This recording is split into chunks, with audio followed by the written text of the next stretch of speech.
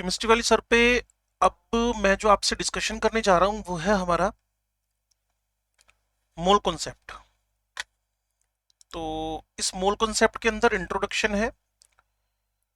NEET 2021 की date भी आ चुकी है 12 सितंबर।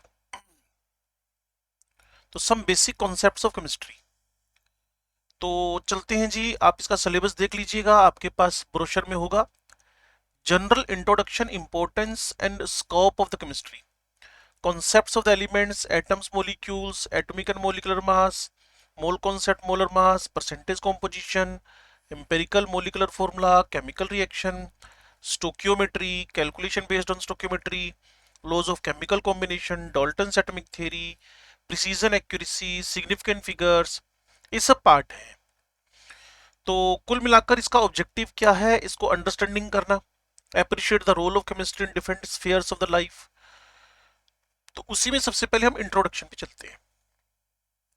मोल कॉन्सेप्ट चैप्टर का नाम है वैसे, लेकिन some basic concepts of chemistry हम इसको बोलते हैं, some basic concepts of the chemistry.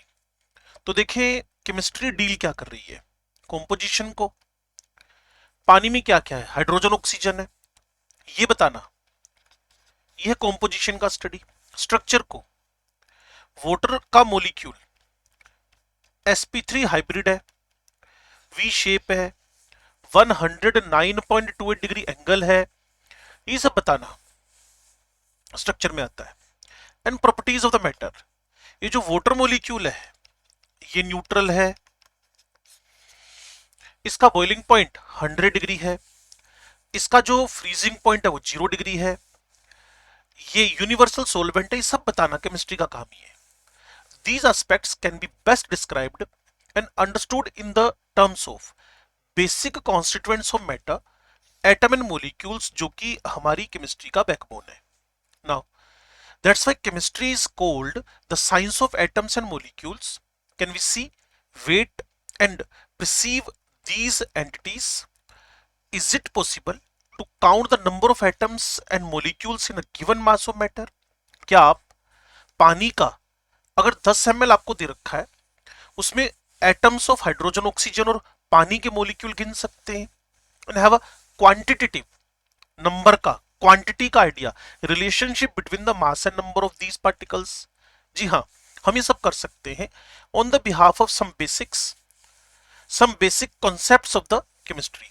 We will like to answer some of these question in this unit, कि कैसे मास और नंबर को कोरिलेट करना है, कैसे मास और वॉल्यूम को कोरिलेट करना है, ये सब काम हम करने वाले हैं। हाँ जी, तो मैटर क्या हुआ, जैसा कि आप फिजिक्स में भी पढ़ते हैं, केमिस्ट्री में भी पढ़ते हैं, जिसने वॉल्यूम और स्पेस ऑक्यूपाई कर रखा है उसको आप लोगों ने क्या कहना शुरू कर दिया है, मैटर। आप भी मैटर है, मैं भी मैटर हूं। इसके अलावा जिस पेन से आप लिख रहे हैं वो भी मैटर है। फिजिकल क्लासिफिकेशन, ये है फिजिकल स्टेट के बेसिस पर। फिजिकल क्लासिफिकेशन फिजिकल स्टेट के बिहाफ पे क्लासिफिकेशन है। Solid, liquid, gas. Solid definite shape and volume हो, liquid definite volume but not definite shape हो। सॉलिड, लिक्विड एंड गैस, आप जानते हैं जिस पेन से आप लिख रहे हैं इस पेन का शेप स्ट्रक्चर बदलेगा थोड़ी कोई, डेफिनेट शेप है। जिस कॉपी पे आप लिख रहे हैं डेफिनेट शेप है, वॉल्यूम है, ये प्रॉपर्टीज है, एग्जैक्ट डेफिनेशन नहीं है। जब स्टेट्स ऑफ मैटर में चलेंगे तो इनकी डेफिनेशन के बारे में भी बात करेंगे, इनकी डेफिनेशन के बारे में भी तब हम बात करेंगे। लिक्विड, जिस इंक को आपने पेन के अंदर भरा है उसका वॉल्यूम तो फिक्स है, 3 ml आपने फिक्स भर दिया, लेकिन शेप नहीं है। अगर आप पेन की जगह किसी और जगह रखते हैं उसको, कंटेनर का शेप बदल देते हैं, तो मान के चलिए जो लिक्विड है उसका भी शेप बदल जाएगा। और गैस, जिस कमरे में आप बैठकर, जिस गार्डन में आप बैठकर क्या कर रहे हैं, ब्रीदिंग कर रहे हैं, ऑक्सीजन ले रहे हैं, नाइट्रोजन साथ में आ रही है, तो इनका कोई डेफिनेट शेप एंड वॉल्यूम नहीं है। हम गैस की बात कर रहे हैं। लीजिए केमिकल क्लासिफिकेशन की तरफ बढ़ते हैं। केमिकल में एक तो होएगा प्योर सबस्टांस, ठीक है जी, दूसरा होएगा mixture. Pure substance, fix ratio of the masses of the constituents, जैसे आप H2O की बात कर रहे हैं, इसमें 2 ग्राम, हाइड्रोजन ने 16 ग्राम ऑक्सीजन से रिएक्शन करके 18 ग्राम 1 मोल ऑफ वाटर बना दिया है। Fix ratio of the masses of the constituents. अब इसके अंदर एलिमेंट भी है, जैसे कि आपके पास consist of only one type of atoms, one type of atoms, one type, जैसे कि chlorine one type of atoms का ग्रुप है, fluorine one type of atoms का ग्रुप है, ऐसी oxygen one type of atoms का ग्रुप है। And compound, जैसे कि वाटर का एग्जांपल मैं लगातार आपको देता आ रहा हूं, made of two or more, made of two or more atoms of different element, चाहे आप वाटर ले लें, चाहे आप मीथेन की बात कर लें, चाहे आप इसी तरीके से PCl3 PCl5 की बात कर लें। मिक्सचर की बात चल रही है, नमक को पानी में घोल के पीजिए, सलाइन वाटर, ये होमोजिनस है।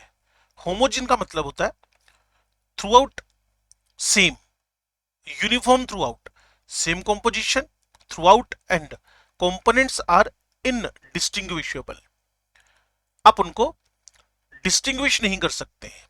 जैसे गैसेज हैं, अगर आप ब्रीदिंग कर रहे हैं तो आपके सराउंडिंग का ऑक्सीजन नाइट्रोजन 20 और 80% के अराउंड आपकी ब्रीदिंग के थ्रू आपके लंग्स में पहुंच रहा है। तो अगर हम ऑक्सीजन नाइट्रोजन को एटमॉस्फेयर के किसी भी कॉर्नर में जाकर ढूंढ लें तो परसेंटेज उनकी ये निकलेगी, same composition throughout and components are indistinguishable. For example gases हो गई हैं, लिक्विड सॉल्यूशंस हो गए हैं, अलोएज हो गए हैं। ब्रास का नाम आपने सुना होगा, पीतल बोलते हो जिसको आप लोग, ये कॉपर और जिंक से मिलकर बना हुआ है।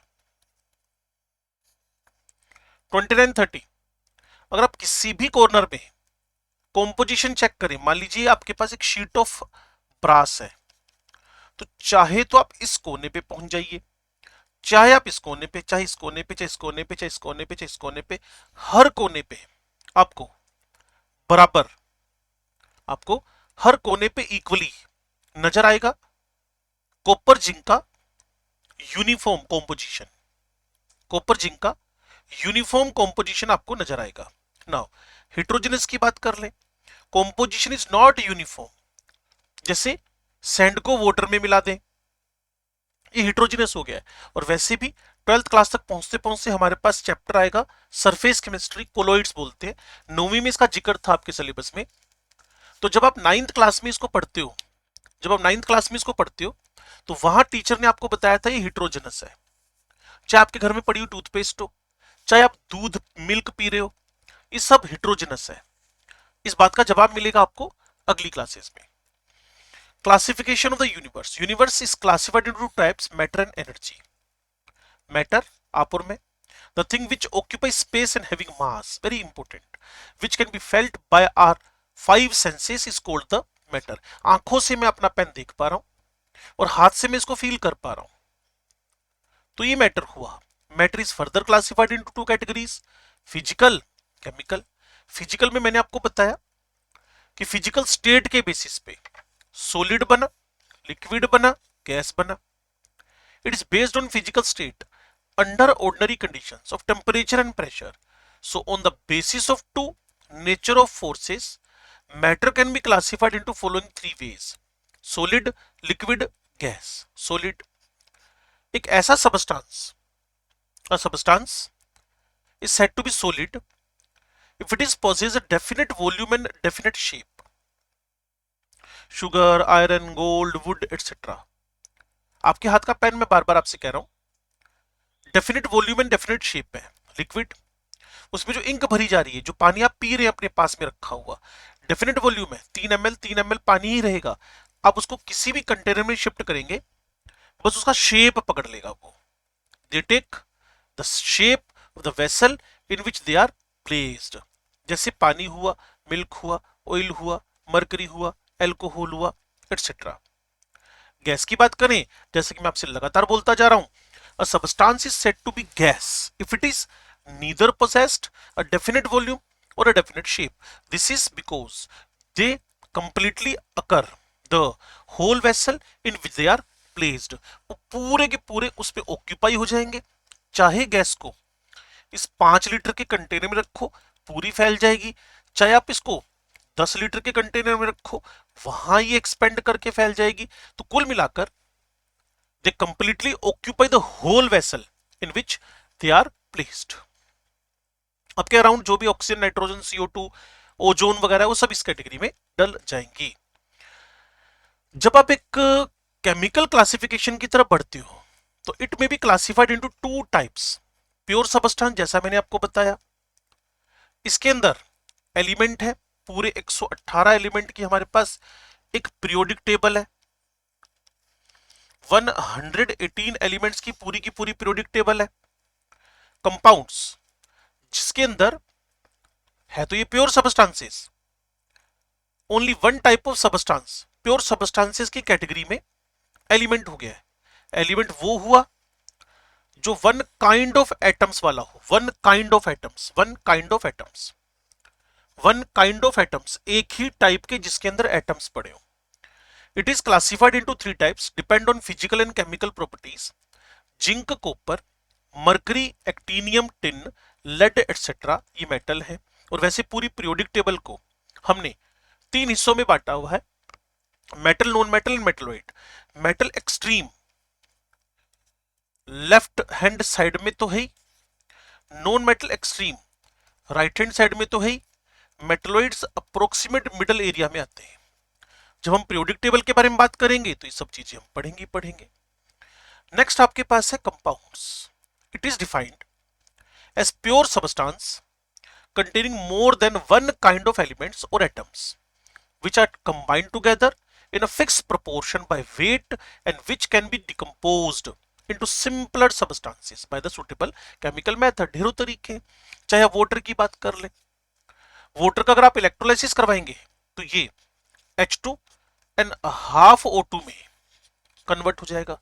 चाहे तो आप घर में एक्सपेरिमेंट कर सकते हैं, छोटी बैटरी के 2 इलेक्ट्रोड अलग अलग टर्मिनल से, सेल के टर्मिनल से जोड़कर, बैटरी से जोड़कर पानी में डिप कर दें, हल्के हल्के बबल्स आपको नजर आने लगेंगे, हाइड्रोजन और ऑक्सीजन के बबल्स नजर आने लगेंगे। तो properties of a compound are completely different. Hydrogen की प्रॉपर्टी, ऑक्सीजन की प्रॉपर्टीज, दोनों ही प्रॉपर्टीज पानी में नहीं है। कार्बन की प्रॉपर्टीज, कोल की प्रॉपर्टीज ग्लूकोज सुक्रोज में नहीं है, फ्रक्टोज में नहीं है। तो ऐसा थोड़ी है कि इसमें कोयले का स्वाद आएगा, किसमें, ग्लूकोज में। तो totally different.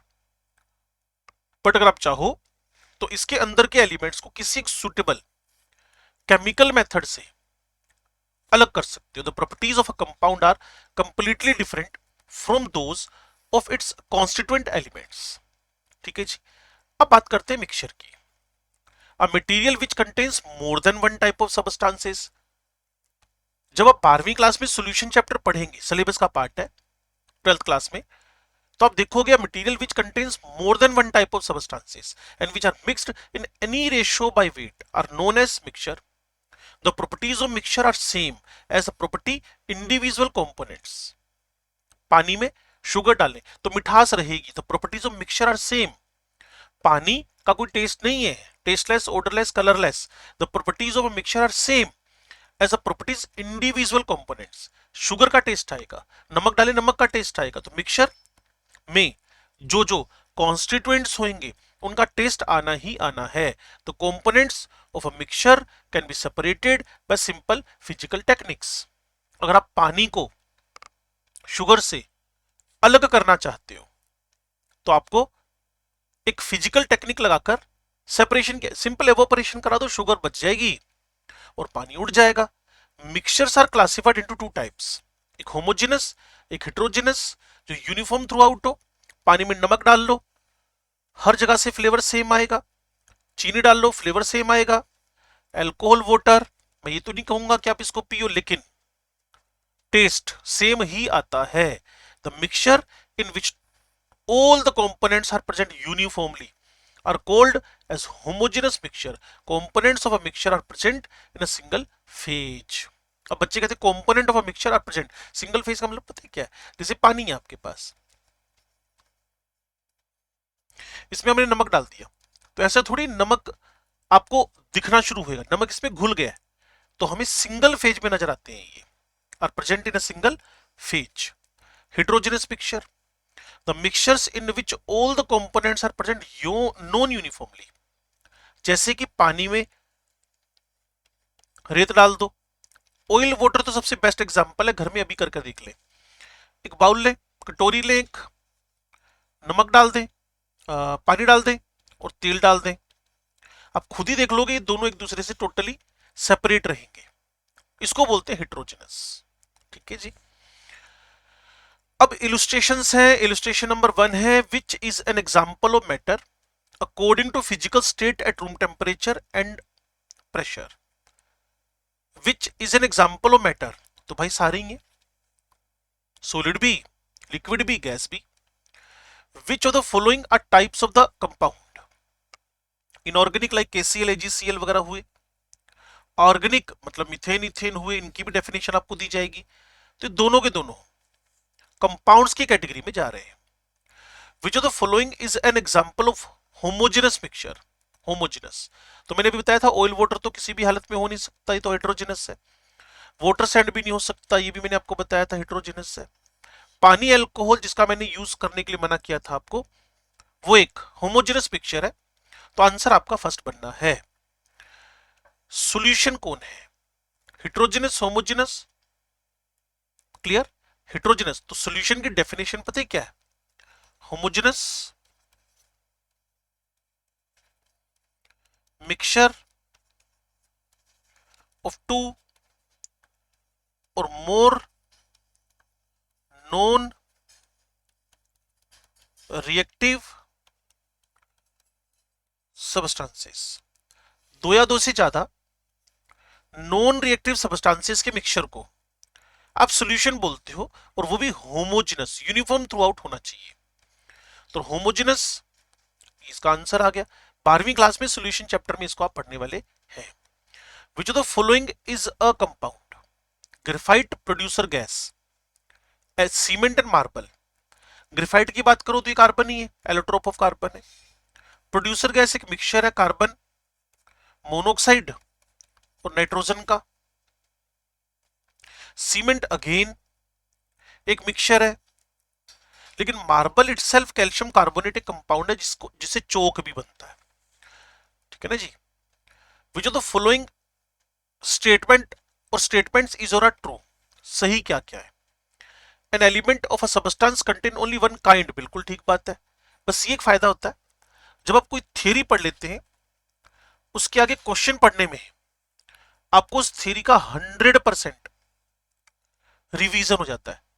A compound can be decomposed into its components, बिल्कुल हो सकता है जी। मैंने बताया था, वाटर का एग्जांपल बार बार ले रहा हूं मैं।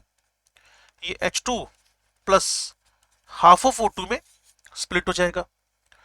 All homogeneous mixtures are solutions, all homogeneous, पीछे डेफिनेशन थी हमारे पास। Homogeneous mixture of two or more non reactive substances, आपस में रिएक्ट नहीं करना चाहिए, नहीं तो कंपाउंड बन जाएगा उसका। ऑल ऑफ दीज, आंसर आ गया इसका। ठीक है जी।